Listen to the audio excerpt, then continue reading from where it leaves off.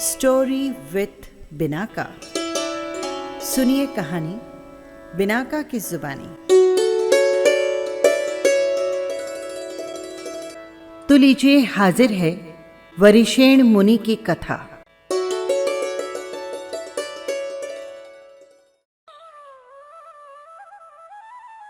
ये कहानी है उन वरिषेण मुनि की जिन्होंने सम्यक दर्शन के स्थितिकरण नामक अंग का पालन किया था। अपनी संपदा से स्वर्ग को नीचे दिखाने वाले मगध देश में राजगृह नाम का एक सुंदर शहर था।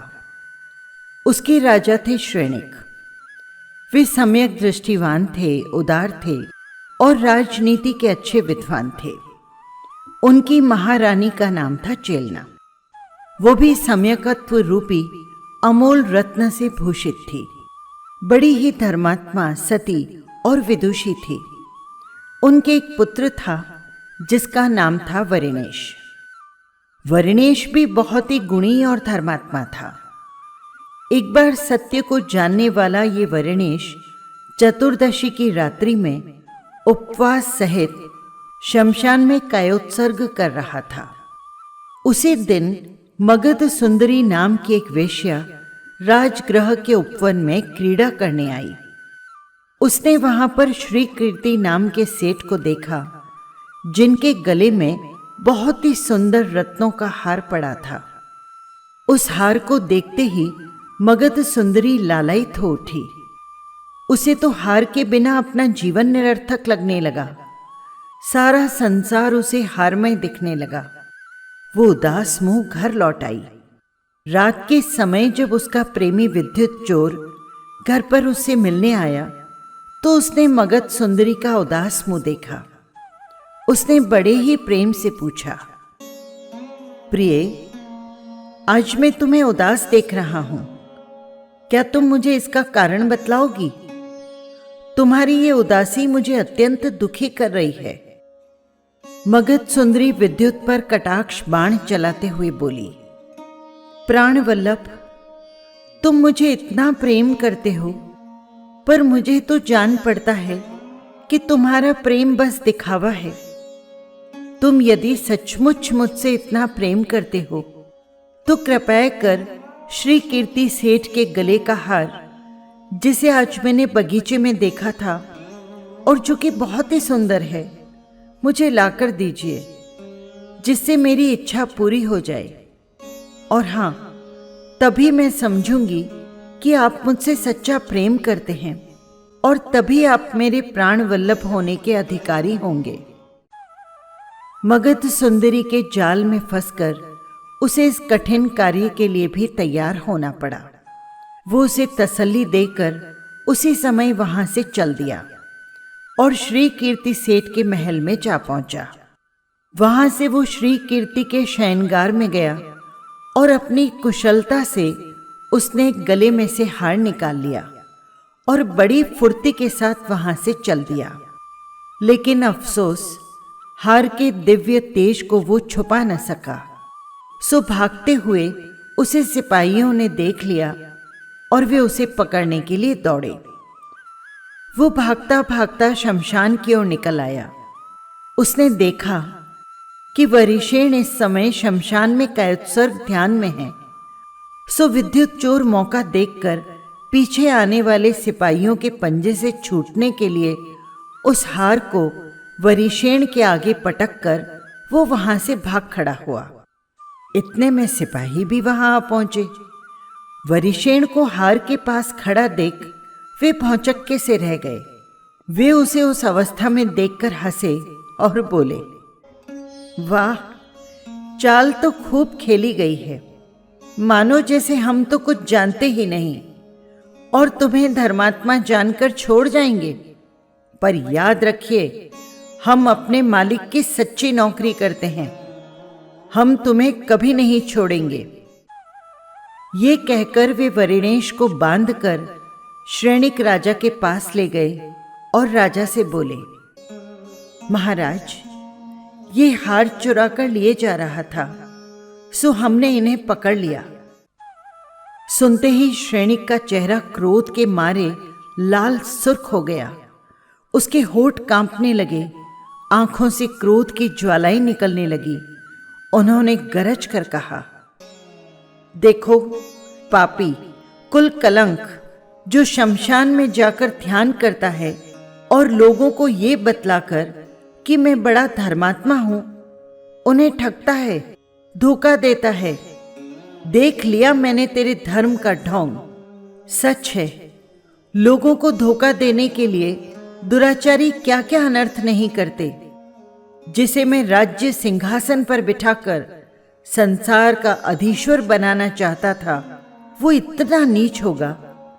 इससे बढ़कर मुझे और क्या कष्ट हो सकता है। जो इतना दुराचारी है और प्रजा को धोखा देकर ठगता है, उसका जीवित रहना हानिकारक है, लाभदायक नहीं। इसलिए सिपाहियों, जाओ और इसे ले जाकर मार डालो।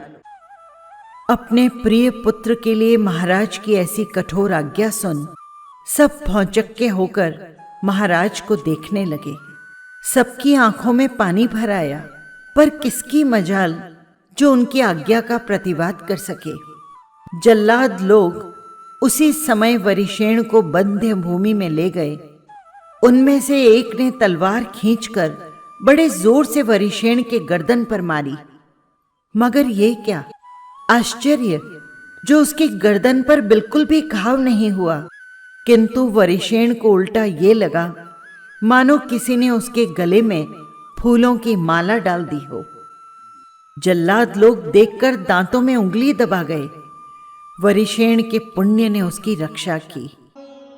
सच है, पुण्य के उदय से अग्नि जल बन सकती है, समुद्र स्थल हो जाता है, विष अमृत हो जाता है, शत्रु मित्र बन जाता है और विपत्ति संपत्ति के रूप में परिणीत हो जाती है। इसीलिए तो सुख चाहते हैं, उन्हें पवित्र कार्यों द्वारा सदा पुण्य करते रहना चाहिए।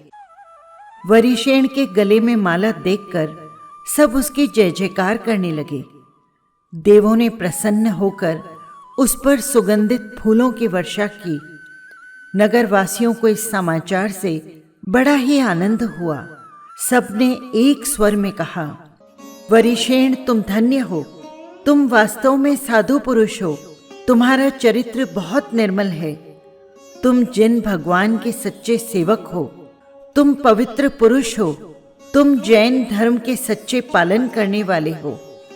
पुण्य पुरुष, तुम्हारी जितनी प्रशंसा की जाए उतनी कम है। सच है, पुण्य से क्या नहीं होता। श्रेणिक ने जब इस अलौकिक घटना के बारे में सुना तो उन्हें अपने अविचार पर बड़ा पश्चाताप हुआ। वे दुखी होकर बोले, जो मूर्ख लोग आवेश में आकर बिना विचारे किसी काम को कर बैठते हैं, वे फिर बड़े भी क्यों न हो, उन्हें मेरी तरह दुख उठाना पड़ता है। इसीलिए चाहे कैसा भी काम क्यों न हो, उसे बहुत ही विचार के साथ करना चाहिए। श्रेणी को बहुत पश्चाताप हुआ। वे अपने पुत्र के पास शमशान में आई। पुण्य मूर्ति वरिशेण को देखते ही उनका हृदय पुत्र प्रेम से भर आया। उनकी आंखों से आंसू बह चले। उन्होंने पुत्र को छाती से लगाकर रोते रोते कहा, प्यारे पुत्र, मेरी मूर्खता को क्षमा करो। मैं क्रोध के मारे अंधा बन गया था, इसलिए आगे पीछे का कुछ भी सोच विचार न कर मैंने तुम्हारे साथ बड़ा अन्याय किया। पुत्र, पश्चाताप से मेरा हृदय जल रहा है, उसे अपने क्षमा रूपी जल से बुझाओ। दुख के समुद्र में मैं गोते लगा रहा हूं, मुझे सहारा देकर बाहर निकालो। अपने पूज्य पिता की ये हालत देख वरिशेण को बड़ा कष्ट हुआ। वो बोला, पिताजी, आप ये क्या कह रहे हैं? आप अपराधी कैसे?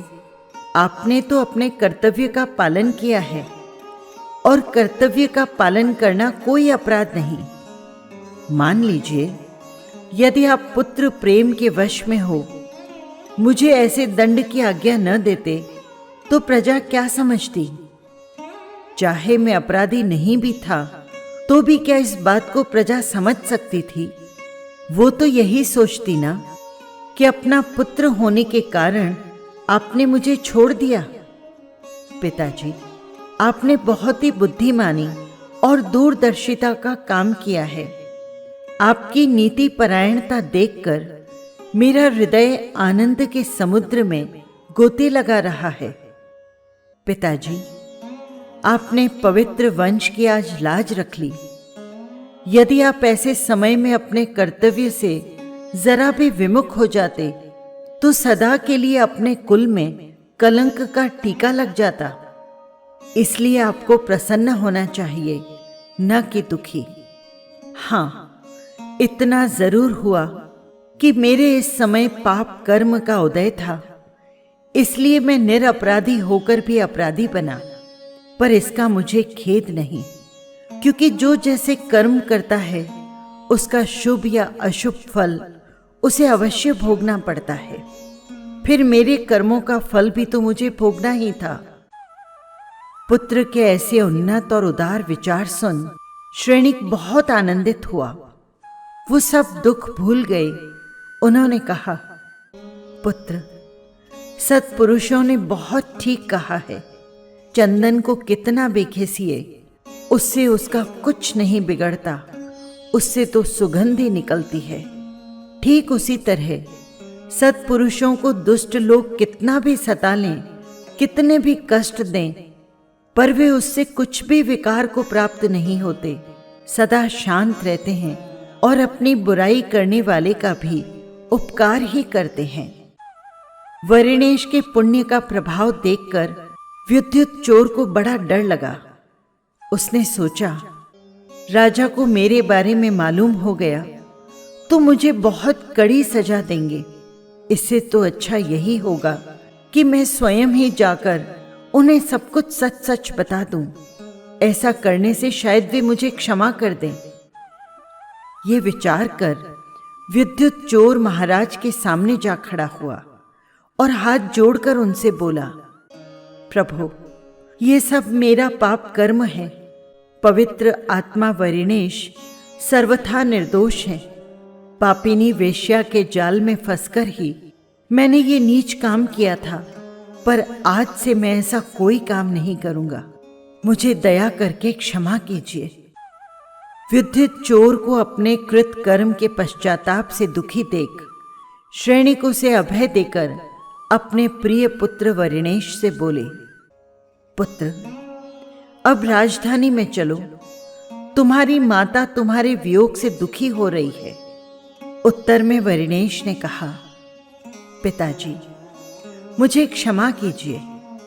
मैंने संसार की लीला देख ली। मेरी आत्मा उसमें और प्रवेश करने के लिए मुझे रोक रही है। इसलिए अब मैं घर न जाकर जिन भगवान के चरणों का आश्रय लूंगा। सुनिए, अब मेरा कर्तव्य होगा कि मैं हाथ में ही भोजन करूंगा, सदा वन में रहूंगा और मुनि मार्ग पर चलकर अपना आत्महित करूंगा। मुझे अब संसार में घूमने की इच्छा नहीं, विषय वासना से प्रेम नहीं। मुझे तो ये सारा संसार दुखमय जान पड़ता है। इसलिए मैं जानबूझकर अपने को दुखों में फंसाना नहीं चाहता, क्योंकि हाथ में दीपक लेकर भी यदि कोई कुएं में गिरना चाहे तो बतलाइए, उस दीपक से क्या लाभ? जब मुझे 2 अक्षरों का ज्ञान है और संसार की लीला से मैं अपरिचित नहीं, इतना होकर भी फिर से मैं यदि उसमें फंसूं तो मुझ जैसा मूर्ख कौन होगा। इसलिए आप मुझे क्षमा कीजिए। मैं आपकी आज्ञा का पालन करने में असमर्थ हूं। इतना कहकर फिर वरिणेश 1 मिनट भी न रुके और वन की ओर चल दिए और श्री सूरदेव मुनि के पास जाकर उन्होंने दीक्षा ग्रहण कर ली। तपस्वी बनकर वरिणेश मुनि बड़ी ही दृढ़ता के साथ चरित्र का पालन करने लगे। वे अनेक देश विदेश में घूम घूम कर धर्मोपदेश करते हुए एक बार पलाशकूट नाम के शहर में पहुंचे। वहां श्रेणिक का मंत्री अग्निभूति रहता था। उसका एक पुष्पडाल नाम का पुत्र था। वो बड़ा ही धर्मात्मा और दान, व्रत, पूजा इन सब सत्कर्मों में सदा ही तत्पर रहता। वो वरिणेश मुनि को भिक्षार्थ आए हुए देखकर बड़ी प्रसन्नता के साथ उनके सामने गया और भक्ति पूर्वक उनका आवाहन कर उनसे नवदा भक्ति सहित उन्हें प्रासुक आहार दिया। आहार करके जब वरिणेश मुनि वन में जाने लगे तो पुष्पडाल भी कुछ तो भक्ति से और कुछ बालपने की मित्रता के नाते और कुछ राजपुत्र होने के लिहाज से उन्हें थोड़ी दूर पहुंचाने के लिए अपनी स्त्री से पूछकर उनके साथ साथ चल दिया। वो दूर तक जाने की इच्छा न रहते हुए भी मुनि के साथ चलता गया, क्योंकि उसे विश्वास था कि थोड़ी दूर जाने पर ये मुनि उसे लौट जाने के लिए कहेंगे। पर मुनि ने तो उनसे कुछ भी नहीं कहा। तब उसकी चिंता बढ़ गई। उसने मुनि को ये समझाने के लिए कि मैं शहर से बहुत दूर निकल आया हूं और मुझे घर पर जल्दी लौट जाना है, उसने कहा, कुमार, देखिए ये वही सरोवर है जहां हम बचपन में खेला करते थे। ये देखिए, ये वही छायादार और उन्नत आम का वृक्ष है जिसके नीचे हम बाल लीला का सुख लेते थे। और देखो, ये वही विशाल भूभाग है जहां मैंने और आपने बालपन में अनेक खेल खेले थे। अपने पूर्व परिचित चिन्हों को बार बार दिखलाकर पुष्पडाल ने मुनि का ध्यान अपने दूर निकल आने की ओर आकर्षित करना चाहा, पर मुनि उसके हृदय की बात जानकर भी उसे लौट जाने को न कह सके। कारण ये कि वैसा करना उनका मार्ग नहीं था। इसके विपरीत उन्होंने पुष्पडाल के कल्याण की इच्छा से उसे खूब वैराग्य का उपदेश देकर मुनि दीक्षा दे दी। पुष्पडाल भी मुनि हो गया और संयम का पालन करने लगा और खूब शास्त्रों का अभ्यास करने लगा। पर तब भी उसकी विषय वासना न मिटी। उसे अपनी स्त्री की बार बार याद आने लगी। आचार्य कहते, उस काम को, उस मोह को, उन भोगों को धिक्कार है जिनके वश होकर उत्तम मार्ग से चलने वाला भी अपना हित नहीं कर पाते। यही हाल पुष्पडाल का हुआ, जो मुनि होकर भी अपनी स्त्री को हृदय से न भुला सका। इसी तरह पुष्पडाल को 12 वर्ष बीत गए। उसकी तपश्चर्या सार्थक होने के लिए गुरु ने उसे तीर्थ यात्रा करने की आज्ञा दी और उसके साथ वे भी चले। यात्रा करते करते एक दिन वे भगवान वर्धमान के समूह शरण में पहुंच गए। भगवान को उन्होंने भक्तिपूर्वक प्रणाम किया। उस समय वहां गंधर्व देव भगवान की भक्ति कर रहे थे। उन्होंने काम वासना की निंदा में एक पद पढ़ा जो इस प्रकार था, स्त्री चाहे मैली हो, कुचैली हो, हृदय की मलिन हो, वो भी अपने पति के प्रवासी होने पर, विदेश में रहने पर, पति वियोग से वन वन में, पर्वतों पर्वतों में मारी मारी फिरती है। इस पद्य को सुनते ही पुष्पडाल मुनि भी काम से पीड़ित होकर अपनी स्त्री की प्राप्ति के लिए अधीर हो उठे। वे व्रत से उदासीन होकर अपने शहर की ओर रवाना हो गए। उनके हृदय की बात जानकर वरिणेश मुनि भी उन्हें धर्म में दृढ़ करने के लिए उनके साथ साथ चल दिए। गुरु और शिष्य अपने अपने शहर में पहुंचे। उन्हें देख सती चेलना ने सोचा, लगता है पुत्र चरित्र से विचलित हुआ है, नहीं तो इस समय इसके यहाँ आने की क्या आवश्यकता हो सकती है। ये विचार कर उसने उसकी परीक्षा लेने के लिए उसे बैठने के लिए 2 आसन दिए। उनमें एक लकड़ी का था और दूसरा रत्न जड़ित। वरिणेश मुनि रत्न जड़ित आसन पर न बैठकर लकड़ी के आसन पर बैठ गए। इसके बाद मुनि ने अपनी माता के संदेह को दूर करने के लिए उनसे कहा, माता, कुछ समय के लिए मेरी सब स्त्रियों को यहां बुलवा दीजिए। महारानी ने वैसा ही किया। वरिशेण की सब स्त्रियां खूब वस्त्राभूषणों से सजकर उनके सामने आ खड़ी हुई। वे बड़ी ही सुंदर थी। देव कन्याएं भी उनके रूप को देखकर लज्जित हो जाएं। मुनि को नमस्कार कर वे सब उनकी आज्ञा की प्रतीक्षा के लिए वहां पर खड़ी हो गई। वरिणेश ने तब अपने शिष्य पुष्पडाल से कहा, क्यों, देखते हो ना, ये सब मेरी पत्नियां हैं, ये राज्य है, ये संपत्ति है। यदि तुम्हें ये अच्छी जान पड़ती है, तुम्हारा संसार से प्रेम है, तो तुम इन्हें स्वीकार करो। वरिणेश मुनिराज का ये आश्चर्य में डालने वाला कर्तव्य देख पुष्पडाल बड़ा लज्जित हुआ। उसे अपनी मूर्खता पर बेहद खेद हुआ। वो मुनि के चरणों में नमस्कार कर बोला, प्रभु, आप धन्य हैं। आपने लोभ रूपी पिशाच को नष्ट कर दिया है। आप ही ने जिन धर्म का सच्चा सार समझा है। संसार में वे ही बड़े पुरुष हैं, महात्मा हैं, जो आपके समान संसार की संपत्ति को लात मार वैरागी बन जाते हैं। उन महात्माओं के लिए फिर कौन सी वस्तु संसार में दुर्लभ रह जाती है। दया सागर, मैं तो सचमुच जन्मांध हूं। इसीलिए तो मौलिक तप रत्न को प्राप्त करने पर भी अपनी स्त्री को चित्त से अलग न कर सका। प्रभु, जहां आपने 12 वर्ष खूब तपश्चर्या की, वहां मुझ पापी ने इतने दिन व्यर्थ ही गंवा दिए। सिवाय आत्मा को कष्ट पहुंचाने के मैंने कुछ भी नहीं किया। स्वामी, मैं बहुत अपराधी हूं, इसलिए दया करके मुझे अपने पाप का प्रायश्चित देकर पवित्र कर दीजिए।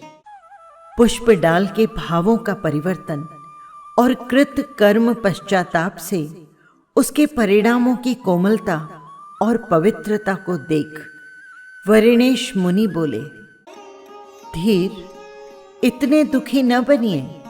पाप कर्मों के उदय से कभी कभी अच्छे अच्छे विद्वानों की भी बुद्धि हद बुद्धि हो जाती है। इसमें कोई आश्चर्य की बात नहीं। लेकिन ये भी अच्छा हुआ कि तुम वापस अपने मार्ग पर आ गए। इसके बाद उन्होंने पुष्पडाल मुनि को उचित प्रायश्चित दे धर्म में स्थिर किया। अज्ञान के कारण सम्यक दर्शन से विचलित देखकर उनका धर्म में स्थितिकरण किया। पुष्पडाल मुनि गुरु महाराज की कृपा से अपने हृदय को शुद्ध बना बड़े वैराग्य भावों से कठिन कठिन तपश्चर्या करने लगे। भूख प्यास की परवाह न कर परिशह सहने लगे। इसी प्रकार अज्ञान व मोह से कोई धर्मात्मा पुरुष धर्म रूपी पर्वत से गिरता है तो उसे सहारा देकर गिरने से बचाना चाहिए। जो धर्मज्ञ पुरुष इस पवित्र स्थितिकरण अंग का पालन करते हैं, समझो कि वे स्वर्ग और मोक्ष सुख को प्राप्त करते हैं।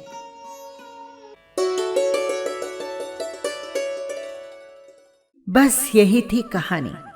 आपको कैसी लगी कमेंट बॉक्स में जरूर लिखिएगा। और हाँ, यदि आपने चैनल को सब्सक्राइब नहीं किया है तो कर लीजिएगा, जिससे हर कहानी सीधे पहुंच सके आप तक।